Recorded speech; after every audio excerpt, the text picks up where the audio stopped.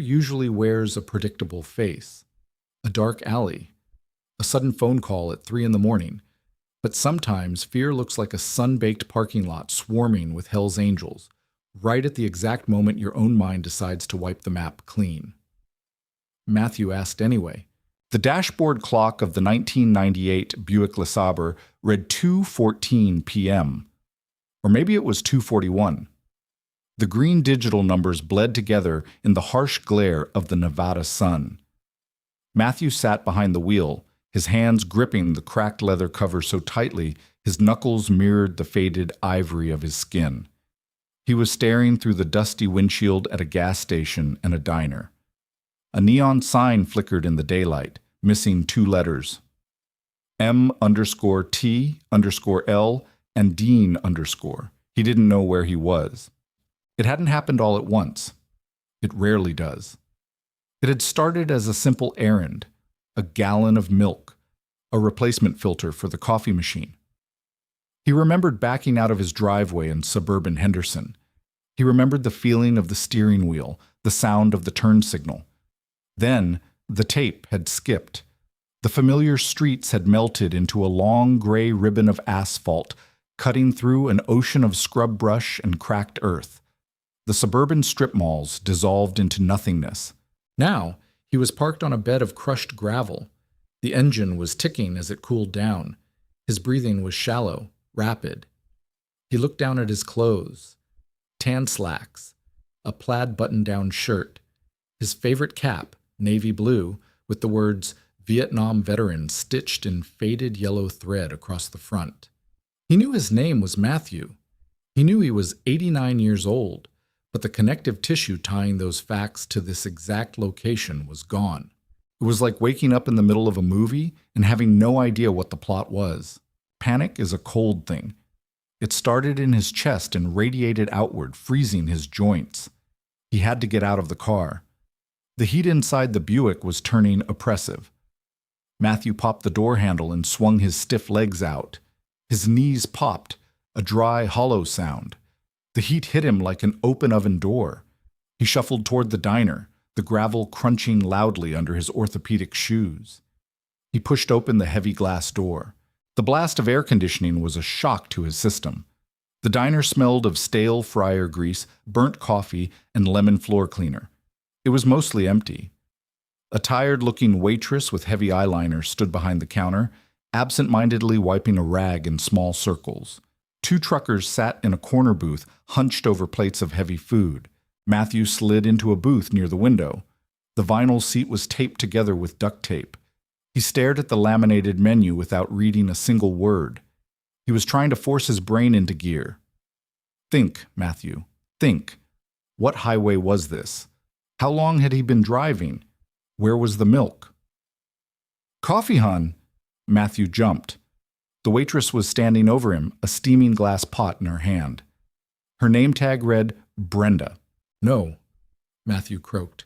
His throat felt like sandpaper. Just water, please. Brenda gave him a long, flat look. She saw an old man, alone, sweating profusely despite the AC, his eyes wide and vacant.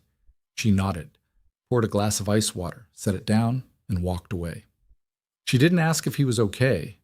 People out here usually didn't. Matthew wrapped his trembling hands around the cold glass. He took a sip. He told himself to just wait. The fog would lift. It had happened before, a few months ago in the grocery store aisle. It had only lasted 5 minutes. He just had to wait it out. Then, the ground began to vibrate.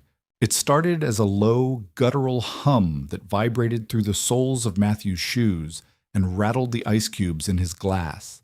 The sound swelled rapidly, building into a deafening mechanical roar. It was the sound of heavy machinery running hot and rich. Matthew looked out the window. Coming down the 2-lane highway was a tight, staggered formation of motorcycles. Not sleek sports bikes. Massive, stripped-down, loud-as-hell Harley-Davidsons. High handlebars, fat tires. Chrome reflecting the brutal desert sun. There were at least 15 of them. They didn't just pull into the parking lot. They claimed it.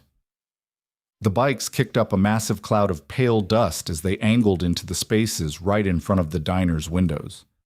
The engines idled for a few seconds, a chaotic, overlapping symphony of explosions, before they were killed one by one. The silence that followed was heavy. Matthew watched as the riders dismounted. They were large men, heavy leather vests over black t-shirts or bare arms thick with faded, blown-out ink, heavy denim, engineer boots covered in road grime. As they turned their backs to unstrap gear, Matthew saw the large, unmistakable patches covering their vests, the winged death's head, the curved top rocker, Hell's Angels. Inside the diner, the atmosphere shifted instantly. The two truckers stopped talking, abruptly focused on their half-eaten burgers. Brenda, the waitress, stopped wiping the counter and stiffened, her eyes darting toward the cash register and back to the door. The tension was thick enough to choke on. These weren't weekend warriors playing dress-up. They were the real deal, apex predators of the American asphalt. The door jingled loudly as it was pushed open. They filed in. The smell of exhaust fumes, sweat, and hot oil washed into the room. They were loud. They didn't lower their voices. They didn't look around to see if they were disturbing anyone. They took over the large center section of tables, pulling chairs out with heavy scraping sounds. Matthew sat perfectly still in his booth. His heart was hammering against his ribs like a trapped bird. The fog in his head hadn't cleared. In fact, the sudden influx of noise and intimidation only made it thicker. He looked out the window at his Buick. He couldn't remember where the keys were. He patted his pockets. Empty. Panic flared hot and bright. He looked at the bikers.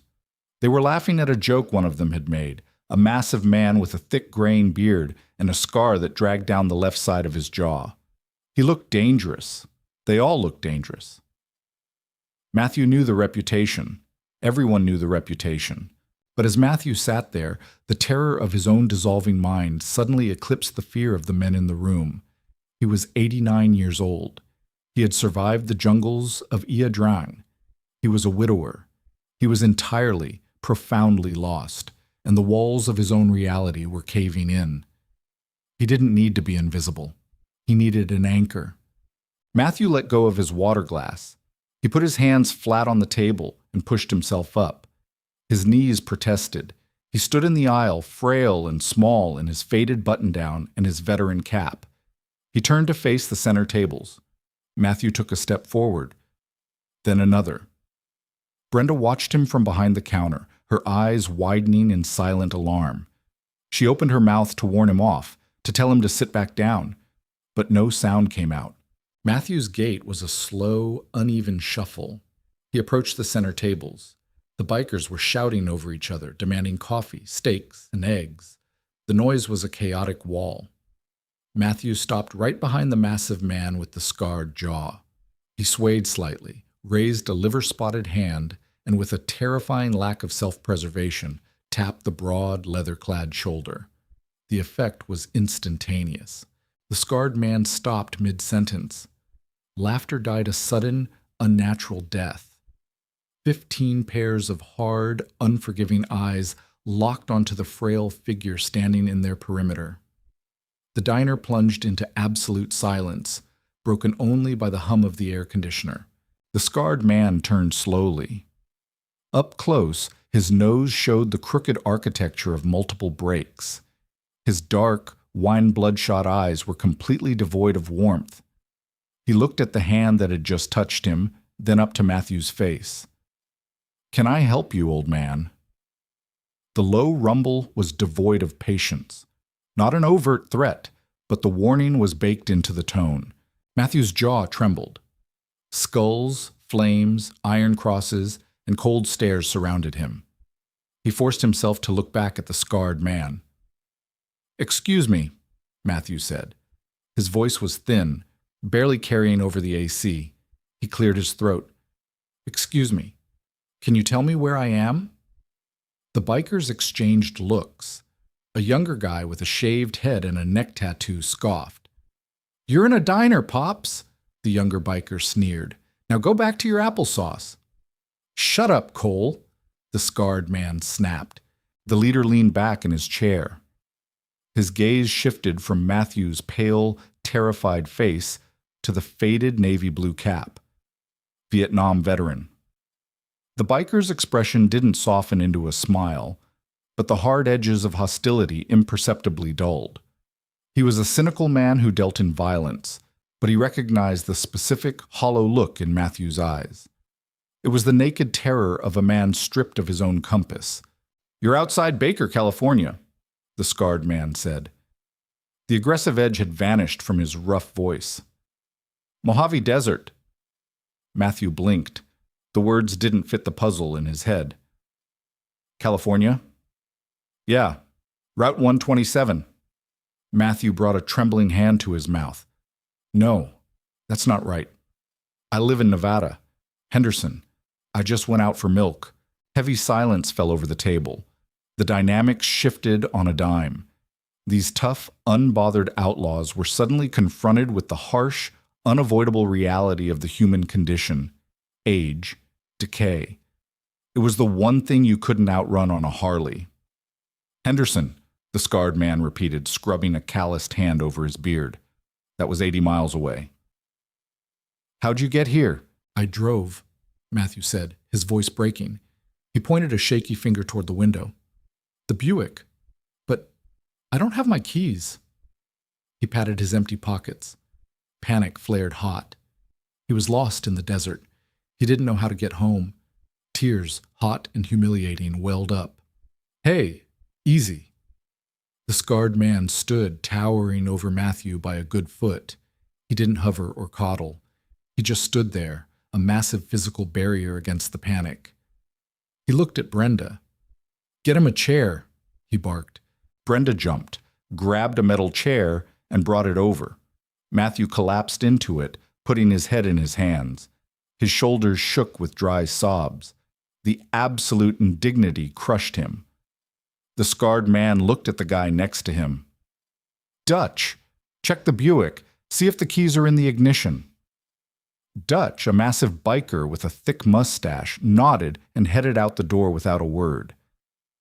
"My name's Bear," the leader said, sitting opposite the old man. "What's yours?" Matthew wiped his eyes. "Matthew Pendleton." "All right, Matthew, we're going to figure this out. You got a wallet?"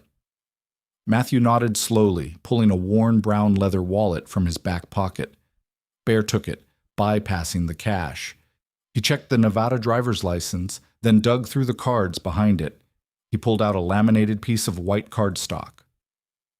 "If I am lost or confused, please call my daughter Rachel." Below it was a Las Vegas phone number. Bear didn't announce it to the table.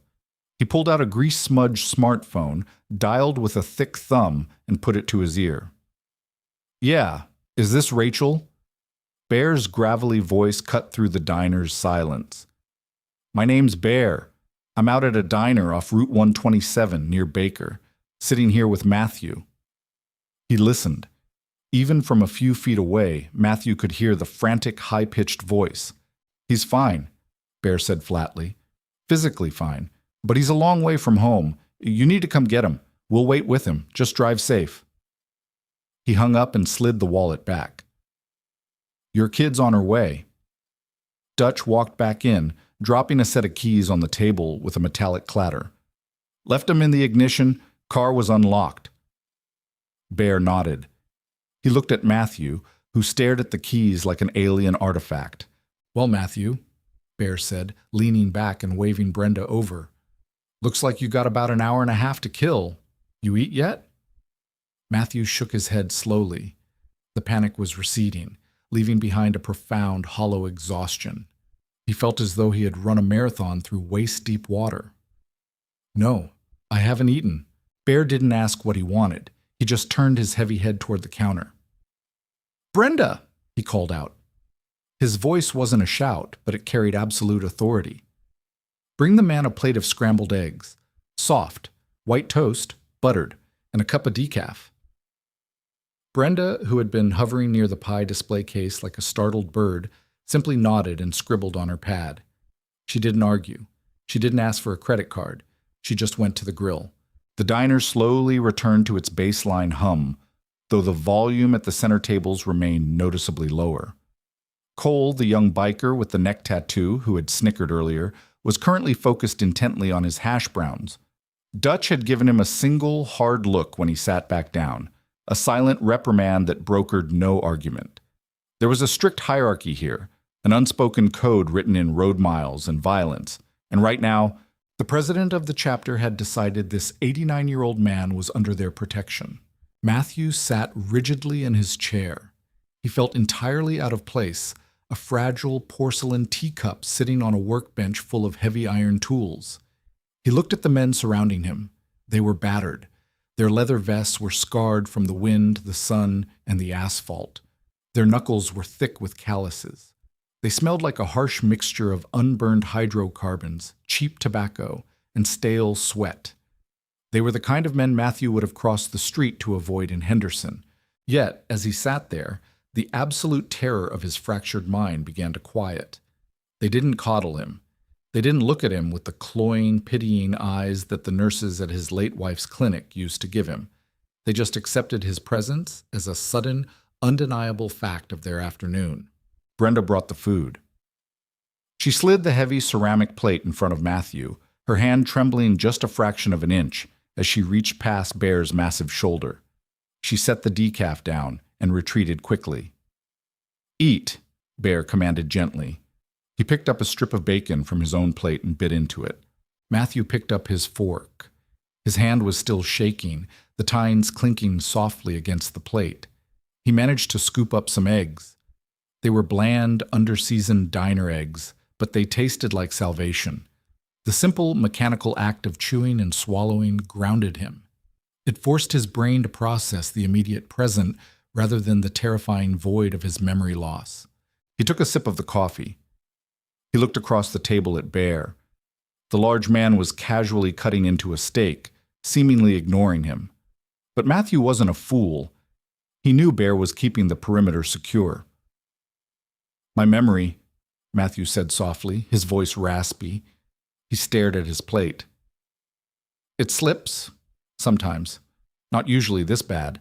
Bear paused, his knife resting on the porcelain. He didn't offer a platitude. He didn't tell Matthew it was going to be fine. He knew better. "Getting old ain't for the weak," Bear grunted. "It's humiliating," Matthew confessed. He hadn't admitted that to anyone, not even Rachel. He hated the word. It tasted like ash in his mouth. One minute you're driving to the store. The next, you're a ghost in your own life. Bear set his fork down. He leaned back, resting his hands on his denim-clad thighs. He looked at the faded yellow lettering on Matthew's cap. "First Cav?" Bear asked, nodding toward the hat. Matthew looked up, surprised. "Yes, 1st Cavalry Division." "Where?" "Ia Drang Valley," Matthew said. The name always felt heavy on his tongue. 65. A murmur rippled through the bikers sitting closest to them. Dutch stopped chewing. Even Cole looked up, a flicker of genuine respect cutting through his youthful arrogance. Ia Drang wasn't a skirmish. It was a meat grinder. It was the first major battle between the U.S. Army and the North Vietnamese. It was hell on earth. Bear slowly nodded his heavy head. "My old man was a Marine, Khe San, 68. "That was a bad place," Matthew said quietly. "Yeah. He left a lot of himself in that dirt," Bear said, his voice dropping into a low rumble. "Came back, but he never really came home. You know what I mean?" Matthew knew exactly what he meant. He knew the ghost that sat at the end of the bed at 3 a.m. He knew the sudden flinch when a car backfired. "I know. He started forgetting things near the end, too," Bear said, staring out the diner window at the row of Harleys gleaming in the brutal sun. Not the war. He remembered every second of that. But he'd forget his own address. Forget my mother's name. It tore him up. Made him mean. Bear shifted his gaze back to Matthew. The dark, bloodshot eyes were perfectly steady. "You ain't mean, Matthew. You're just lost. There's a difference." Matthew swallowed hard. A lump had formed in his throat, tight and painful. He had expected brutality from these men. He had expected to be mocked, or worse. Instead, he had found a strange, rough-hewn sanctuary. They understood damage. They wore their scars on the outside, inked into their skin and stitched into their leather. Matthew wore his on the inside. For the next hour, they didn't talk much. They didn't need to. The diner hummed with low conversation and the clatter of silverware. Matthew finished his eggs. He drank his coffee. He watched the bikers joke with each other, their laughter loud and harsh. It was a bizarre tableau. The frail, immaculately dressed octogenarian sitting at the head table of an outlaw motorcycle club. The fog in Matthew's mind didn't completely lift, but it stopped swirling. He knew he was in California. He knew he was waiting for his daughter, and he knew with absolute certainty that he was safe. No one walking through that diner door was going to mess with Matthew Pendleton today. The heavy glass door of the diner jingled violently. Rachel burst through the entrance like she had been fired from a cannon. She was 58, wearing a tailored gray business suit that looked entirely out of place in the Mojave Desert, her hair a frazzled mess from driving with the windows down. Her eyes were wide, panicked, frantically scanning the room. She had made the 80-mile drive from Las Vegas in under an hour. When Bear had called, her heart had practically stopped. Her father had been slipping, yes, but he had never driven off like this. When she pulled into the crushed gravel lot and saw the phalanx of massive motorcycles, the skull patches, the sheer intimidation of the scene, her panic had mutated into blind terror. She imagined her father being harassed, robbed, or worse. She scanned past the truckers, past Brenda at the counter, and her eyes locked onto the center tables. She stopped dead in her tracks. There was her father. He wasn't cowering in a corner. He wasn't crying. He was sitting perfectly upright in a metal chair, a plate of eaten food in front of him, flanked by a dozen of the largest, most terrifying men she had ever seen in her life. And the man sitting directly across from him, a giant with a scarred jaw and a heavy beard, was pouring her father a fresh half-cup of decaf coffee. "Dad!" Rachel gasped, the word tearing out of her throat. Matthew looked up. The sudden, sharp focus in his eyes told her immediately that he was back. The fog had rolled out. "Rachel," he said. His voice was steady, though tinged with deep fatigue. Rachel rushed across the diner. She didn't care about the patches or the scowls. She pushed past Cole and practically threw her arms around her father's frail shoulders, burying her face in his neck. She was shaking. Matthew patted her back awkwardly. "I'm all right, sweetie. I'm okay." Rachel pulled back, checking him over. "Are you hurt? Did you fall?" "Dad, what happened?" I just got turned around," Matthew said, his eyes dropping. The shame returned, a cold flush creeping up his neck. "I couldn't find the way back." Rachel wiped a stray tear from her cheek and finally looked up at the men surrounding them. She looked at Bear, who was sitting quietly, watching the reunion with an unreadable expression. "You're Bear?" Rachel asked, her voice trembling slightly, though she tried to keep it firm. Bear nodded once. Rachel swallowed. She looked at the tattoos, the heavy boots, the sheer, undeniable threat these men represented to polite society. Then she looked at the empty plate in front of her father. "I don't know how to thank you. I saw the bikes outside, and I thought—" She stopped herself, realizing it wasn't the smartest thing to say out loud. Bear stood up. The chair scraped loudly against the linoleum. When he stood, his sheer size forced Rachel to take a half step back. He reached into his heavy denim pocket. He pulled out the keys to the Buick LeSabre and tossed them onto the table. They landed with a heavy clatter. "He left them in the ignition," Bear said, his voice returning to its normal gravelly rumble.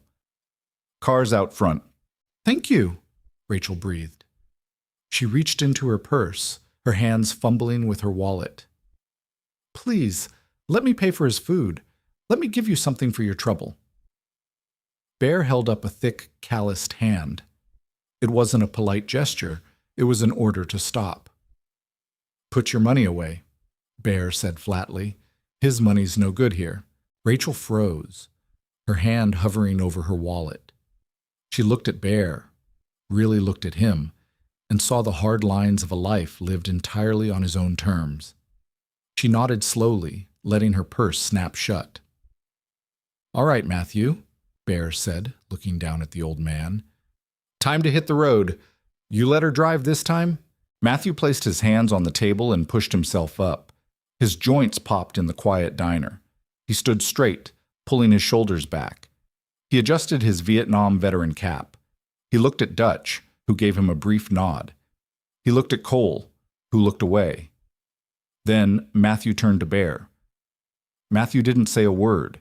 He simply extended his frail, liver-spotted right hand. The diner went dead silent. You don't casually touch a patched member. You don't force an interaction. Bear looked at the offered hand for a long second. Then he reached out and wrapped his massive, scarred paw around Matthew's hand. He didn't squeeze hard enough to hurt him. It was a firm, grounding grip. "Thank you, Bear," Matthew said, his voice surprisingly strong. "For the coffee and the company." "Keep the rubber side down, Matthew," Bear replied. He let go. Rachel gently took her father's arm and guided him down the aisle. The bikers parted slightly to let them pass. Brenda watched them from the counter, a completely bewildered expression on her face. They pushed through the heavy glass door into the suffocating blast of the Mojave heat. The transition from the diner to the parking lot felt like stepping across a dimensional threshold. Rachel walked Matthew to the passenger side of her Honda. She opened the door and helped him settle into the seat. Before she closed it, Matthew paused and looked back at the diner window. Through the tinted glass, he could see the shapes of the men settling back into their chairs. The door had barely closed behind them before the chaotic, loud roar of conversation erupted inside the diner again. The spell was broken. They were back to being the apex predators, loud and unbothered.